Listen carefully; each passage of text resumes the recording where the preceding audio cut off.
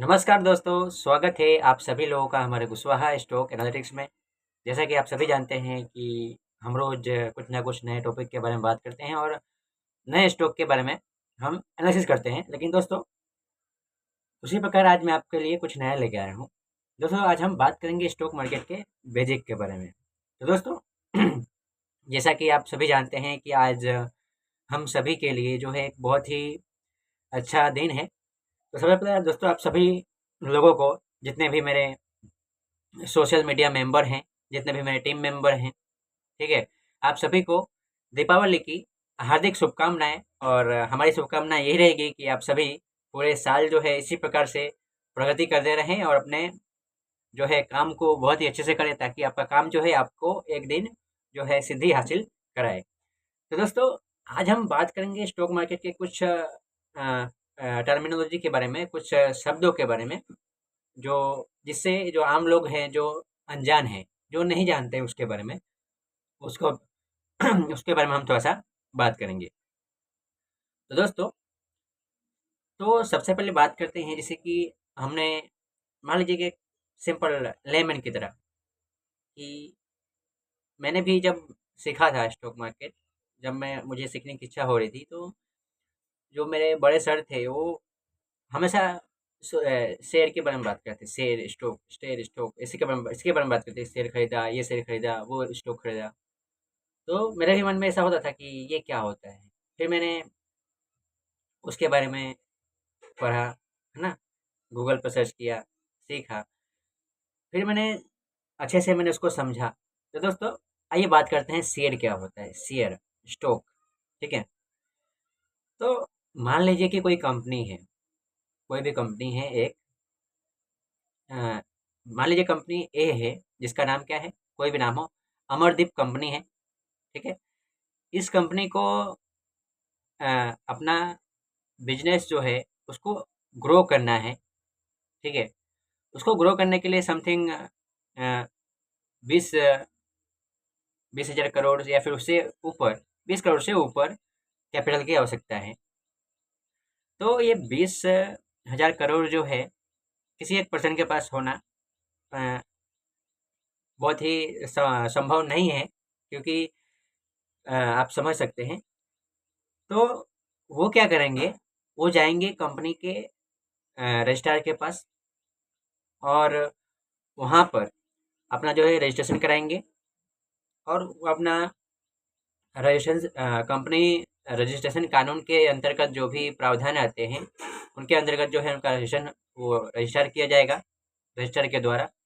और उनसे जो भी राय सलाह लिया जाएगा कि हाँ, कितना आपको शेयर निर्गमित करना है, किस प्रकार से, और उनकी जो भी कंपनी की माहिती है वो उनको जो रजिस्ट्रार है उनको प्रोवाइड किया जाएगा।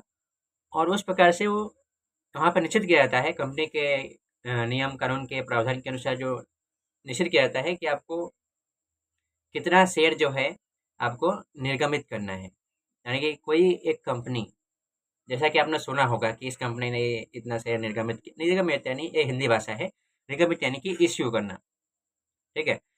तो उसमें प्रावधान होता है कंपनी कानून के अंतर्गत कि आपको, आपकी कंपनी है तो आपको कितना शेयर निर्गमित करना है। मान लीजिए कि आपको 20 लाख का शेयर निर्गमित करना है, ठीक है।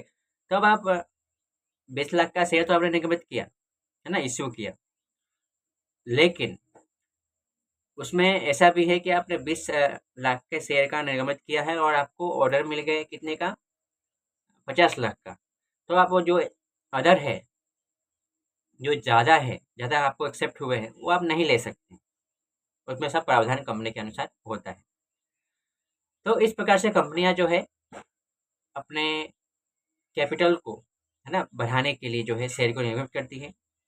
और शेयर देखिए, शेयर क्या होता है उसके बारे में थोड़ा सा बात करते हैं। शेयर यानी कि कंपनी का एक छोटा सा पूंजी का हिस्सा है, एक कैपिटल का हिस्सा है, ठीक है। यानी कि समथिंग, एक सिंपल सी बात भाषा में समझें, तो किसी कंपनी को, मैंने आपको अभी बताया कि हाँ, 20,000 करोड़ की आवश्यकता है, तो वो ऐसा नहीं करेगा कि हाँ, एक एक पर्सन से एक एक लाख रुपया लेना, एक एक लाख रुपया, यानी कि एक स्टॉक का प्राइस जो है 1 लाख रुपये रख देगा, नहीं।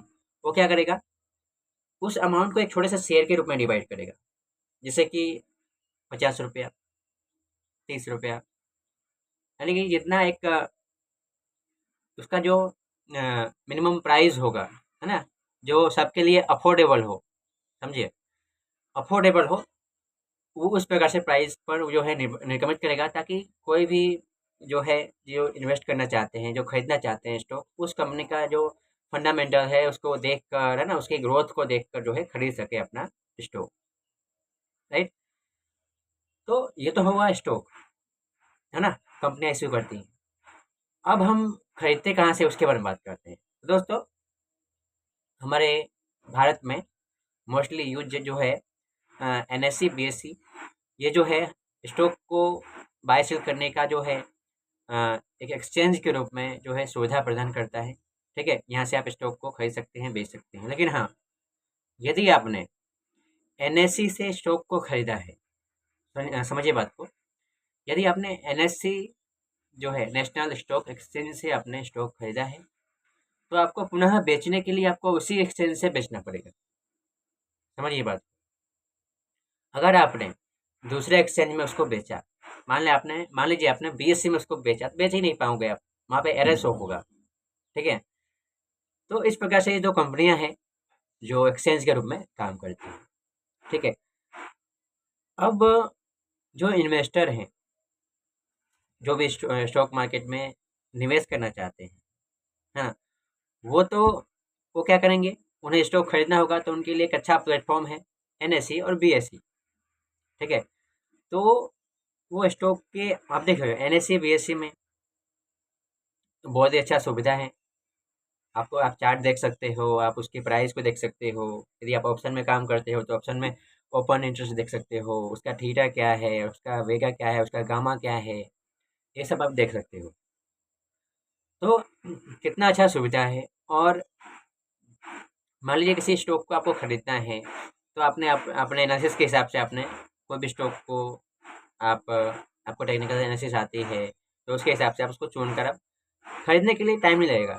खाली आपको डिसीजन मेकिंग करना है। खरीदने के लिए आप तो खाली आपके अकाउंट में पैसा है, आप खाली बाय बटन पर क्लिक करेंगे, बाय हो गया। आपके लिए कोई पेपर वर्क करने की आवश्यकता नहीं है इसके लिए, ठीक है। तो ये तो हमने बाय सेल कैसे होता है हमने किया। अब देखिए, अब हमने स्टॉक तो खरीद लिया, ठीक है, यानी कि हमने अपना जो कैपिटल है, अपना पूंजी है, वो स्टॉक में लगाया, किसी एक कंपनी में हमने उसका शेयर खरीद कर उसमें हमने अपना हिस्सेदारी लिया, ठीक है। अब हम अब हमें लाभ कैसे होगा, अब हमें प्रॉफिट कैसे होगा, उसके बारे में बात करते हैं, ठीक है।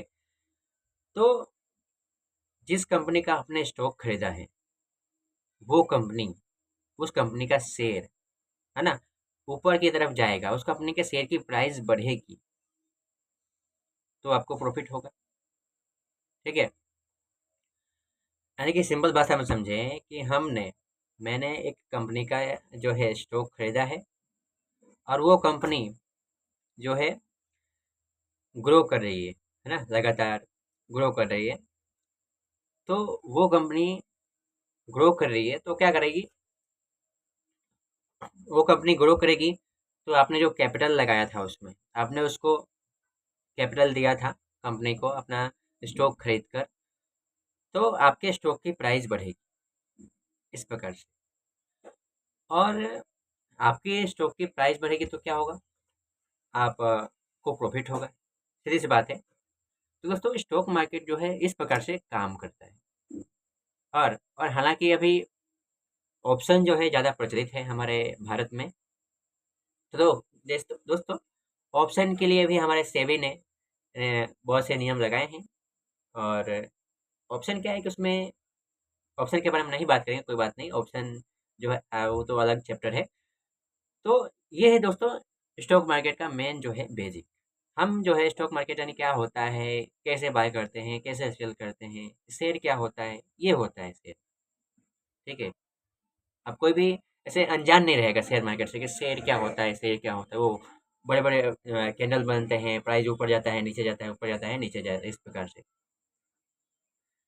तो स्टॉक मार्केट ऐसा है दोस्तों कि आप इसको अच्छे से समझे, अच्छे से प्राइस को रीड करें, तो आपको वो चार्ट जो है ना, चार्ट जो स्टॉक मार्केट का चार्ट होता है, कैंडल होता है, वो आपको इतनी इन्फॉर्मेशन प्रोवाइड करेगा कि आपको उस चार्ट के अलावा किसी अन्य कंफर्मेशन की आवश्यकता बहुत ही कम प्रमाण पर होगी, बहुत ही कम लेवल पर होगी। यदि आपको चार्ट रीडिंग करने आता है अच्छे से, तो आपको जो है, आपके लिए एनालिसिस करना जो है, देखिए चार्ट, देखिए चार्ट में यदि आपको एक्यूरेट जो है एनालिसिस चाहिए, एनालिसिस करना है आपको, तो आपको डेली वीकली चार्ट पर, मंथली चार्ट पर, ईयरली चार्ट पर आपको जो है एनालिसिस करेंगे, तो आपको आपकी एनालिसिस जो है एक नेक्स्ट लेवल की होगी। क्योंकि देखिए 5 मिनट के चार्ट पर, 2 मिनट के चार्ट पर, 15 मिनट के चार्ट पर, उसमें जो है क्या है, उसमें नॉइस ज़्यादा होते हैं। नॉइस क्यों ज़्यादा होती है ना? क्योंकि वहाँ पर जो है इंट्राडे ट्रेडर जो है, ऑप्शन ट्रेडर जो है ज़्यादा एक्टिवेट रहते हैं। इस कारण से वहाँ पे नॉइस ज़्यादा होती है, और उसका वहाँ पे एक दिन में बहुत से उतार चढ़ाव आते रहते हैं। और डेली चार्ट हम देखते हैं, वीकली चार्ट देखते हैं, तो हमको एक कन्फर्म एक प्राइस पैटर्न दिखाई देता है। मैं ये नहीं कहता हूँ कि जो चार्ट पैटर्न 5 मिनट में बनता है वो एक दिन के चार्ट पे नहीं बनता, मैं ऐसा नहीं कह रहा हूँ, बनता है, लेकिन उसकी जो प्रोबेबिलिटी होती है दोस्तों, उसकी जो एक्यूरेट होने की प्रोबेबिलिटी होती है, वो थोड़ा कम होती है। ठीक है, तो दोस्तों आज के लिए इतना ही, मिलते हैं अगले वीडियो में। और हाँ दोस्तों, दीपावली की आप सभी लोगों को एक बार फिर से हार्दिक शुभकामनाएं।